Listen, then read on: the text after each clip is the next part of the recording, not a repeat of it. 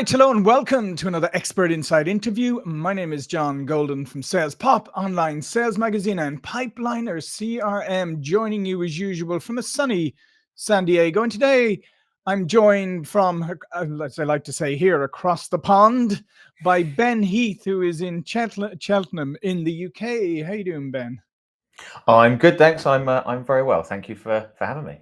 Excellent, excellent. And Ben is one of the biggest names in the digital advertising industry, with the world's largest meta ads focused YouTube channel and more than 1 million followers across his socials. Started over a decade ago. You have built one of the most sought after social advertising agencies with over $150 managed in ad spend rather, and a 50-person team plus and thousands of clients. It's very impressive. And what Thank we you. want Just to quickly on that, I think you missed the word million in there. You said $150, which Oh, is sorry, it said not $150 something million. people would Yeah, necessarily yeah. boast about. Did I? With over 150 100. million. Yeah, just wanted to clarify. Yeah, yeah. So slightly more than $150. So Just there a we bit. go. Exactly. uh, and what we're going to talk about today is social media marketing, because I feel, Ben, today it's like there's a lot of organizations and people who feel like, I have to be doing social media advertising and marketing, and but they don't really have a strategy for it. They don't really know where they should be. They sort of go, maybe I should be everywhere. They spend a lot of money. They don't really understand how to get ROI out of it. So why do you think a lot of businesses fail in their social media marketing? Well, I think firstly, they don't know what they're going for. Hmm. So a business saying we need to do some social media marketing is a bit like a business saying we need to do some customer service. It's like, Yeah. well, yeah, that sounds good, but what type? Are you talking about being really good at answering the phone quickly and then being helpful when you're on the phone? Are you talking about fast delivery times? Are you talking about easy refunds? Are you talking about great service face to face? Like, obviously, there's lots of different components of customer service. If that's a good example for people who aren't necessarily in the social media world to think about it. So the first thing you need to work out is, what are we actually doing here? People often split it up between platforms. I'm not sure that's the smartest way to go. Hmm. I'd more think about it in terms of the type of social media marketing that you're going to do. Is it going to be primarily influencer led campaigns? Are you going to be doing a lot of organic stuff, trying to build following? Is that around a corporate brand or a personal brand? Are you going to be doing paid ad stuff? So that's definitely the first step, is let's work out actually what we're doing here. And then once you've figured that out, you then need to tie that back to some sort of KPI that matters for your business. Are Hmm. you looking to directly generate leads or sales? Are you looking to increase a level of brand awareness that you might measure through follow accounts or total engagement levels? So there's a lot of, I feel like I need to do this Yeah. without proper forethought and planning. Yeah, and also probably not enough research into, where's your target audience? I mean, where are the people that you're trying to reach out to? Because yeah, there may be some of them are on particular platforms, but maybe the majority of them are on specific platforms. So that's where you need to focus. And I feel like that's also, and I think this is not just for social media marketing, but in general, I think we often do a poor job of really focusing in on who the ideal client is. Absolutely. People tend to cast the net far too broad, Hmm. thinking the most amount of customers is the best. Yeah. And that's rarely the case. You're usually much better off focusing in on the customers that you can serve the best. They're typically Hmm. the ones you make the most money from. And there's normally plenty of those if you get the messaging right, know how to reach them, to build a really big, successful business, grow most businesses. And if you try and go broad, you end up with customers that aren't quite your ideal target market. They're not as satisfied with the product or service because it's not as designed for them as it Yeah. is your core group. And less satisfaction means less word of mouth, worse reviews. A feedback cycle then happens that you don't particularly want. So yeah, have to know your target audience. And also, I've seen too many businesses try and tailor or try and change their ideal customer from what they know it is and from what they do elsewhere, thinking, well, now because we're looking to do social, we have to be going after a younger audience, for Right. example, as opposed to, yeah, but if your target market is 50 plus, that's fine. You can still run online ads. You can still advertise on places like Facebook, would be a good Mhm. example, LinkedIn potentially, depending on what your offer is. You don't need to then go, right, we need to re-engineer who we're going after because we're doing stuff on TikTok.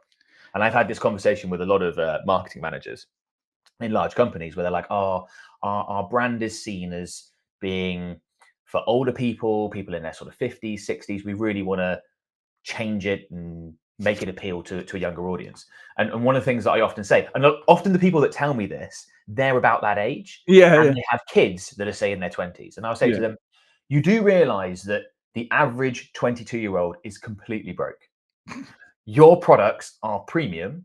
They're Mhm. currently bought by people in their 50s, Yeah. mostly because people in their 50s have a lot more money. And you sort of see them go, oh, yeah, shit, my son, daughter is 20 something and they don't have Yeah. any money and they'd never buy one of these. Yeah. So I think just the term social media, particularly for people who are involved who haven't grown up with it as part of their career, just the logic that's then applied is just all over the place. And that would be a good example. Yeah, no, I think that's a great example. As you said, if you say, yeah, is your kid who's living in your basement going to be able to buy your product? No, probably not. The other thing Yeah. I do feel, and I think also on that note, Ben, the other thing I do feel is that sometimes companies, because they're going to advertise on social media, they think they have to change their personality, right, and Mm.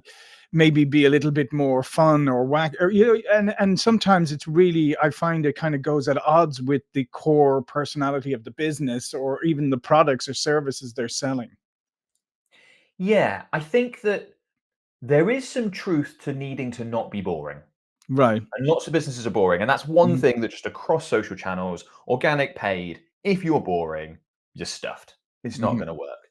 But that doesn't mean you need to be fun or amusing or silly as some brands go. And I think that's sort of what you're Yeah. getting at. You Yeah. can pitch yourself as not boring, but maintain, let's say with like luxury brands, for example, maintain that real element of class, that real Mhm. element of aspirational living that people that see your stuff, they're not laughing at it. They're not thinking, oh, isn't that clever? Aren't these guys laid back? They're going, wow, that's awesome. I'd love a lifestyle like that. I'd love to own one of those one day. But there is that danger with saying stick to what you've done elsewhere and bring it over to social. Of Right. if what you've done elsewhere is boring, it's not going to work. So there needs to be that in there too. Yeah, yeah, no, absolutely. And you mentioned, KPIs, because I think that's something again people struggle with. They struggle with in general, to be honest, not just to Mm. do with social media marketing.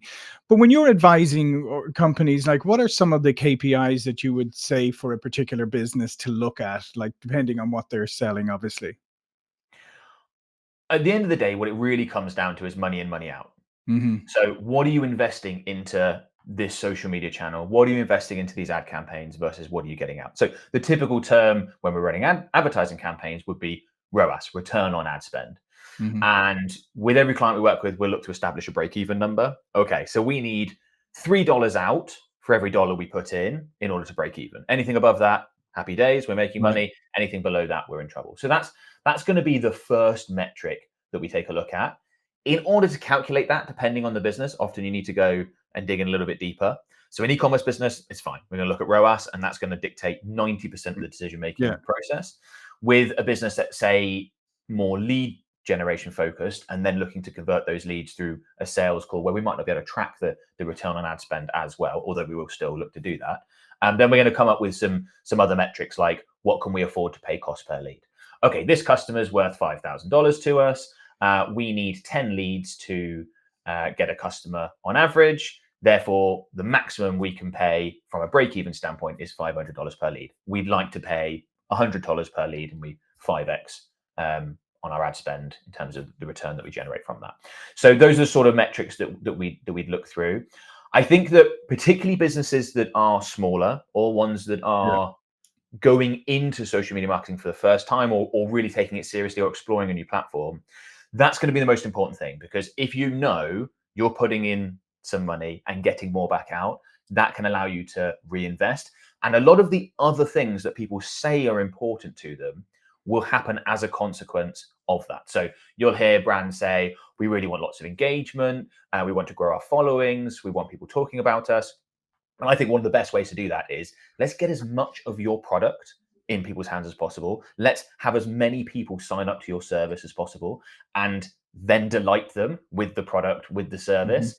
And that's going to do more for brand awareness than any Right. awareness campaign, unless you're Coca-Cola. The rules Yeah. change a Yeah. little bit for those sorts of businesses, right?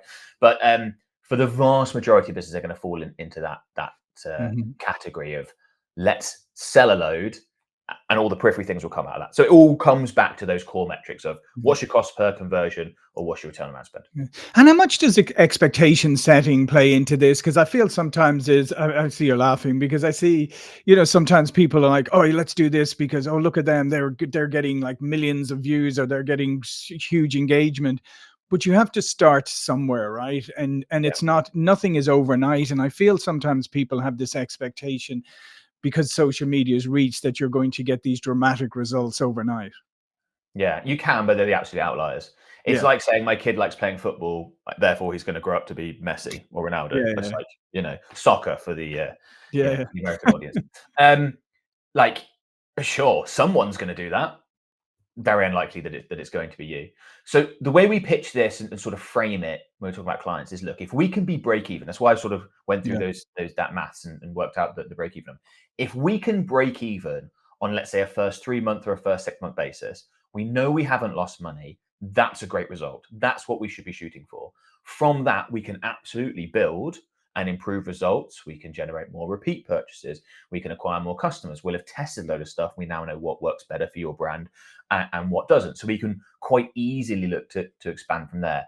But I think if you aim for break even, you've not lost. Those businesses are nearly always going to go on to do much better. I also think there's a lot of business owners that, and I've had this conversation with them, where you just need to run through the numbers with them. So Right. this is more likely to happen with a service-based business where you Mhm. say, okay, your customers are worth $2,000 to you. What are you willing to pay in advertising costs to acquire that customer? And sometimes you hear them say something like, oh, I'd be willing to pay $100. If I give up $100 and I get a $2,000 customer back, Yeah. I'll be happy.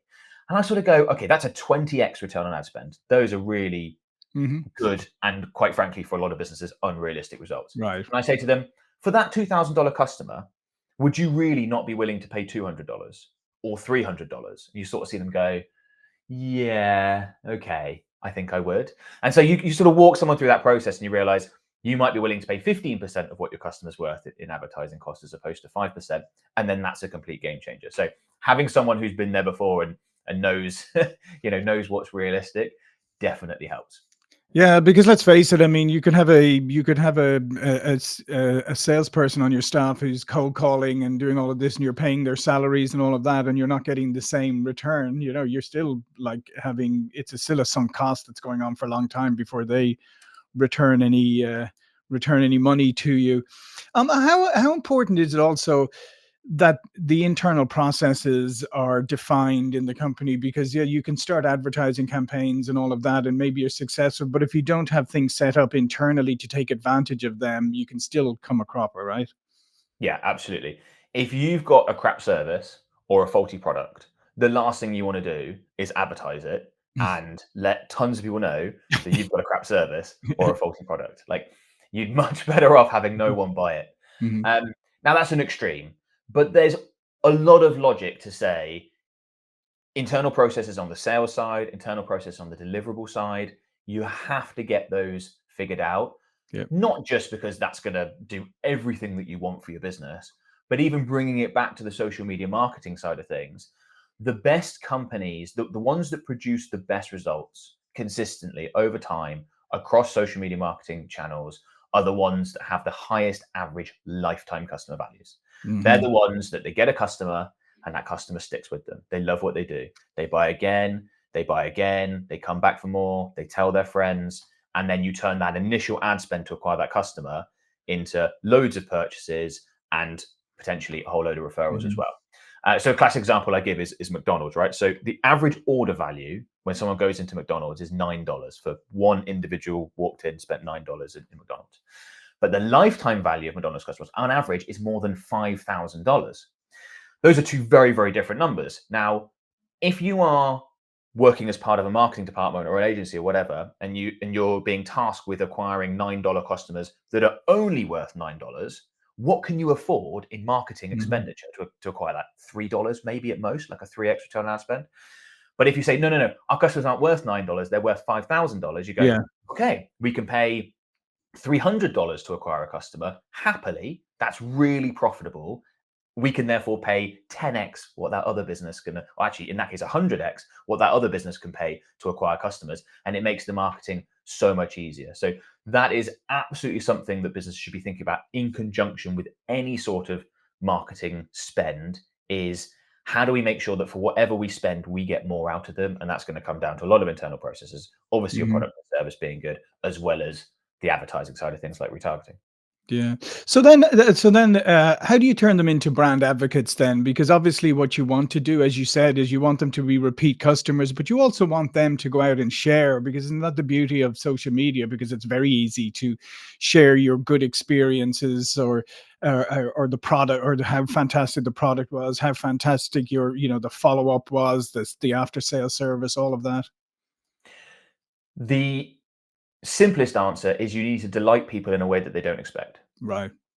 That's what makes people feel compelled to share. Now, I should say this isn't available in all businesses. There are Hmm. some businesses that are maybe a little bit embarrassing. Maybe you don't want people to know that you're purchasing from them. Medical things or personal issue things. Like no one's going to shout on social media how good their divorce lawyer is, right? Right. Right. Um, so, but those businesses aside, there are lots of businesses where you can do this. I've implemented this with a number of clients, and we've implemented a technique called the surprise gift. Mm. So 30 days after an initial order, roughly, send your customer something related to their initial order and have it be out of the blue, completely unexpected, something you know they'll value, with a little note that says, we just wanted to send you this free thing. We really appreciate that you're a customer of ours. Please enjoy. I've pitched that to so many business owners, and of course, so many say, "There's no way. That's Right. far too expensive. We're never Hmm. going to do that." But the goodwill that that can create, and these things, it doesn't need to be anything that expensive, right? Yeah. It could be something that costs you, a couple dollars, maybe less, plus a little bit of shipping. Um, and that we've done it before. You see massive um, social media engagement, posting. People, I can't believe a company just sold me this. Right. And then one of the things that the feedbacks with that we see is that when we continue to advertise, the return on ad spend climbs. Because if you bought something from a company 30 days ago, you got your thing, that was great, and then randomly a completely separate parcel shows up with a free thing, you're delighted about that. When you see an ad pop up tomorrow, you are way more likely to buy it. You are way more likely to say to your friend, "Go and buy one of these. They did this for me. This is the most amazing company. I can't believe they did this." So there's other ways that you can delight in an unexpected way. Mhm. That's the key. It has to be something that makes them go, "Wow, I did not expect that," for them Yeah, to yeah. want And to. what's great about that example that you used there, Ben, is that you're not attaching anything to it. You're not saying like, "Oh, here's a little extra thing for you. Please, would you do this Yeah, for me?" exactly that. Because I mean, that kind of Don't make it undermines the whole. transactional. Yeah. Yeah. Yeah. So where do you see the future of social media advertising? Because and social media marketing, because things are changing so fast, and obviously AI is making a massive impact across all industries. Yeah. I think that the importance of personal brand is going to continue to increase. I mean, I've benefited from that personally Mhm. massively. I'm the face of my company, and my personal brand is where we derive a ton of our clients from. I think that's going to get more and more important. As you say, AI is going to become more prevalent in all social media marketing. There's going to be a lot more sort of copycat style content. Mhm. But AI, as of yet, and I think it'll really struggle to do this for a while, can't replicate the connection that you would have between, say, me and people within my audience. Yeah. Until I can be perfectly replicated and AI can do that, okay, maybe that's a bit of a game changer. And there will be people that argue that you can, but we've played around with all the tools. Yeah. It's not there yet from that standpoint. So I think that when there's tons of noise, people are looking for the shortcuts from a mental load standpoint. Mhm. Right, I've got 85 hotels to look at. Ugh, I can't be bothered to do that. So and so that I know, either online or offline, personally or not, actually recommended someone in the Algarve. Mhm. Um, I'm sure they recommended a hotel there. Right, hang on, let me quick check their Instagram. Oh yeah, they said this place. sod it, let's just go there. We won't bother checking out all other Right. 84 hotels. So with AI, there's going to be way more social media content. That signal is going to become a lot more important. I think the personal brand connection is going to be really key. I've spoken to a lot of companies that are reluctant to go down the personal brand route, to attach any person to it, which is usually going to be the founder, one of the Yeah, yeah. owners of the business. And I understand why. They say like, oh, the company's far less sellable as an asset. This person has to work, for a long time, forever, Yeah. effectively. And I totally get those downsides. Like my agency is not really sellable without me having some sort of massive Sure. earn out to creating content. Mm-hmm. But the upsides because of that are huge. If you think about all the largest companies in the world that have been built somewhat recently, not ones that 100-year plus old, they all have all these massive tech companies all have huge personal brand. Like Facebook, for example, Meta, my world, Yep. Mark Zuckerberg is a huge part of that. Sure. Elon Musk with Tesla and all sorts, right? They've all got these big figureheads. So I think more companies, if they're brave enough, should lean into it, because there are downsides, but I think the upsides outweigh it in a lot of cases. Yeah, no, I think that makes complete sense, and I think as things develop, I think having that, because it's that personal connection you're talking about, and it's even, as you said, it's even to a company like a massive company. People still feel a personal connection to the figurehead, even if like the chance of them ever interacting with them are remote. But they still have that actual attachment, and almost feel like they know them. Absolutely. And you talk about the biggest companies in the world. That could even happen after the founder's no longer involved. I mean, think of Yeah, Apple, for example, would be a classic example of that, right? With Steve Jobs. yeah, Um, but so that's one end of the spectrum. You can have it absolutely at the micro end. hmm, You can have influencers, let's say, with very small but very specific followings. right. They're never going to get recognized in real Mhm. life unless they go to, say, a conference on that Sure. specific thing. They got 10,000 followers and can build a really successful business based off of that, because if each customer is worth quite a bit and you can convert even a small percentage of those 10,000 people, that's a decent sized business. Um, Obviously, some businesses require much larger followings in order to make that work if they've got low average customer values, etc. But you don't need to be a Kardashian to have a business built around a personal brand that can be very successful. Yeah, yeah. It's probably better that you're not a Kardashian. Well, listen, Ben, this has been great. All of Ben's information will be below this video. But before we go, please do share again with people what you do and what your organization does. Yeah, so my company is an advertising agency. We do meta ads, so that's obviously Instagram, Facebook, and Google ads, YouTube ads. We run those campaigns for clients. So yeah, if anyone's interested, they come through to our website, heathmedia.co.uk, and book a free call, find out more about how we might be able to help. We've worked with thousands of clients all over the world, almost certainly a business just like yours. So yeah, give us a call. All right. Listen, thanks again, Ben. And thank you for watching and listening. And I'll see you all again very soon.